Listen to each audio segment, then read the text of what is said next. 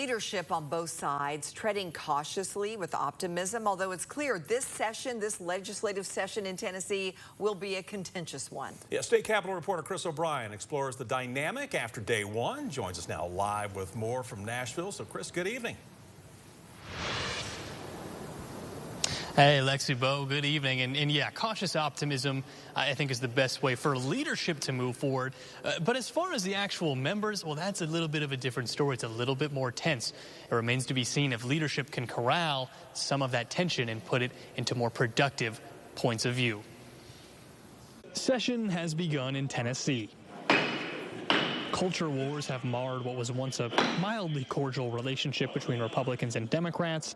The leadership on both sides say they're moving with cautious optimism. That would benefit us all to see each other as not the enemy, but as humans with different ideas that speak for different people. We're excited. I mean, it's such a privilege and honor to serve the people of Tennessee. I mean, if you're not excited about going into legislative session, then you're probably in the wrong line of work, right? The optimism is refreshing, though this is day one. Day 40 may see a different attitude.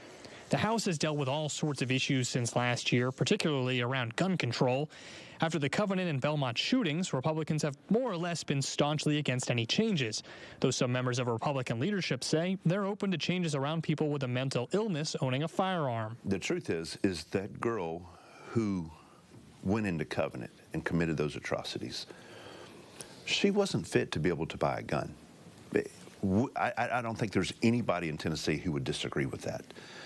This guy that shot that little girl at Belmont, he was not fit to be able to buy a gun.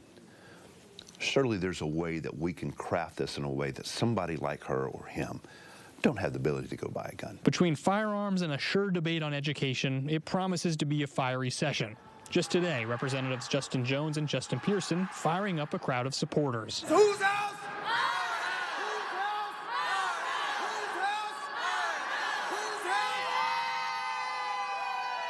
One day down, months to go. Now, there is some new rules in addition to everything that happened today that both folks in the press and folks in the public have to deal with. They've actually sectioned off, you can kind of see behind me here, they've sectioned off one side of the gallery up there, and that is only for VIP members who are ticketed. There's a new ticketing system, and for members of the press. And even those members of the press have had to deal with new rules as well. Now, in addition to that, lawmakers also have new rules that they are dealing with, and we'll have more on that coming soon. But Lori and Bo, for now, I'll send it back to y'all.